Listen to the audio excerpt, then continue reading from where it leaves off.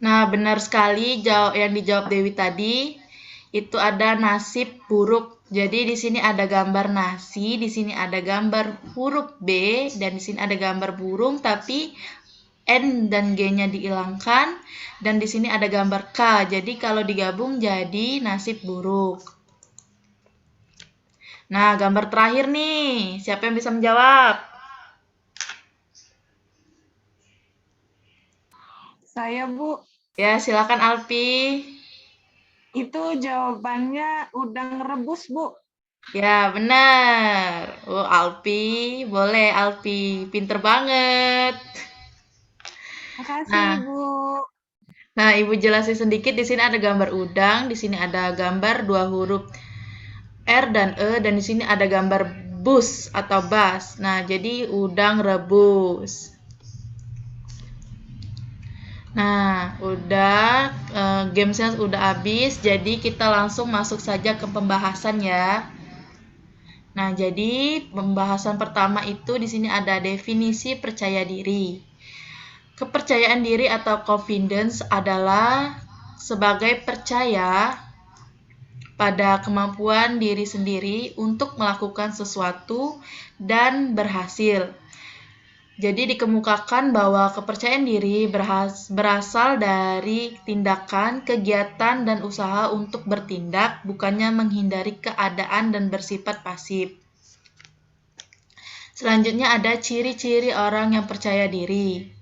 Nah, yang pertama itu yakin kepada diri sendiri. Nah, di sini Ibu akan sedikit menjelaskan poin-poin yang ada di gambar. Jadi, poin pertama itu yaitu yakin kepada diri sendiri. Nah, yakin kepada diri sendiri ini seperti contohnya itu kalian mau melakukan sesuatu, tetapi kalian itu tidak percaya diri dan keburu berputus asa untuk melakukan sesuatu itu. Jadi kalian itu jangan bertindak seperti itu. Jadi kalian itu harus yakin kepada diri kalian sendiri. Bagaimana diri kalian sendiri bisa melakukan sesuatu.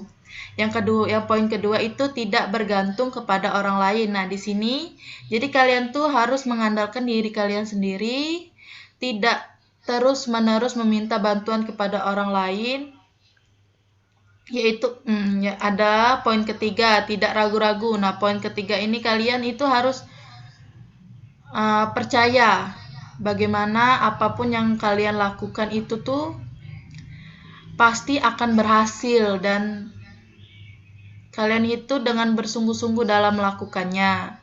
Jadi kalian tuh tidak ragu-ragu dalam mengambil suatu tindakan dan percaya pada apa yang kalian pilih itu.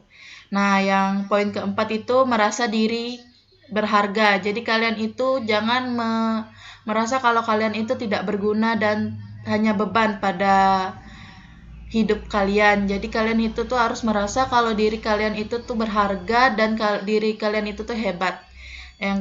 Poin kelima, tidak menyombongkan diri. Nah, di sini keberhasilan yang kalian punya itu tuh jangan kalian jadikan sebagai hal-hal yang dapat kalian sombongkan kepada orang lain. Jadi kalian itu tuh cukup jadikan keberhasilan kalian itu tuh untuk memotivasi orang lain, bukan untuk menyombongkan diri. Nah, itu yang poin terakhir itu memiliki rasa keberanian untuk bertindak. Nah, di sini itu tuh poin ke terakhir atau keenam ini tuh hampir sama dengan poin tidak ragu-ragu atau poin ketiga. Nah, kalian itu tuh harus memiliki keberanian diri untuk bertindak. Jadi kalian itu jangan takut duluan sebelum memulai sesuatu. Jangan mundur dulu dalam memulai sesuatu. Jadi kalian itu harus terus maju dan percaya diri untuk melakukan sesuatu.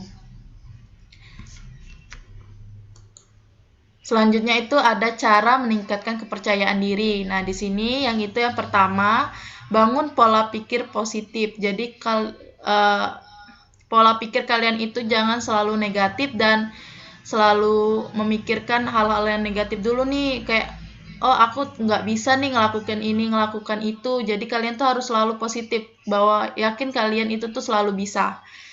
Yang kedua itu tuh kenali kekurangan dan kelebihan.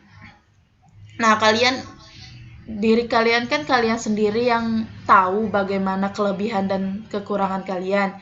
Jadi kalian itu harus mengetahui bagaimana kekurangan dan kelebihan kalian untuk terus menghadapi hal-hal yang akan terjadi di masa depan.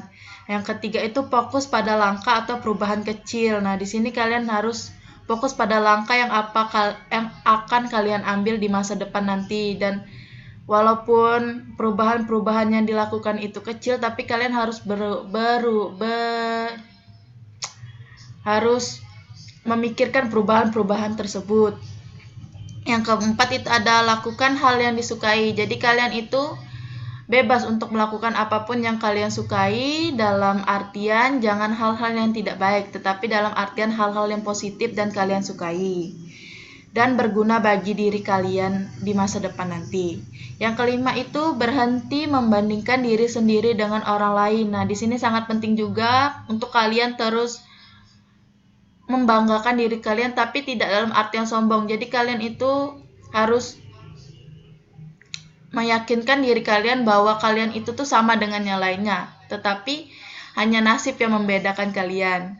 Nah, yang keenam itu bergaul dengan orang-orang yang positif. Nah, di sini kalian itu tuh harus bergaul dengan orang-orang yang positif. Contohnya misal, kalian itu memilih untuk belajar bersama teman-teman yang lain. Itu kan kita itu bermain, tetapi sekalian menambah ilmu kita dengan orang-orang yang mungkin bisa menuntun kita untuk terus belajar. Nah, yang ketujuh itu menerapkan pola hidup sehat. Nah, di sini kalian harus makan makanan yang bergizi, kurangi untuk memakan makanan yang junk food atau makan makanan siap saji. Kalian harus rajin-rajin berolahraga dan lain-lainnya.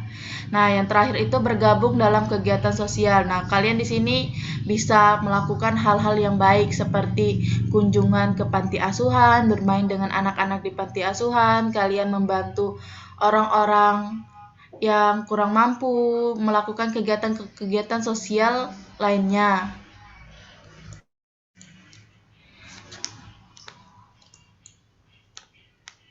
Nah, segitu dulu penjelasan dari Ibu. Jadi Ibu harap untuk bahasan pertemuan kali ini kalian bisa menyerap informasi-informasi yang berguna dan bisa kalian terapkan dalam kehidupan kalian semuanya. Jadi Ibu akhiri pertemuan pada hari ini. Wassalamualaikum warahmatullahi wabarakatuh. Waalaikumsalam warahmatullahi wabarakatuh.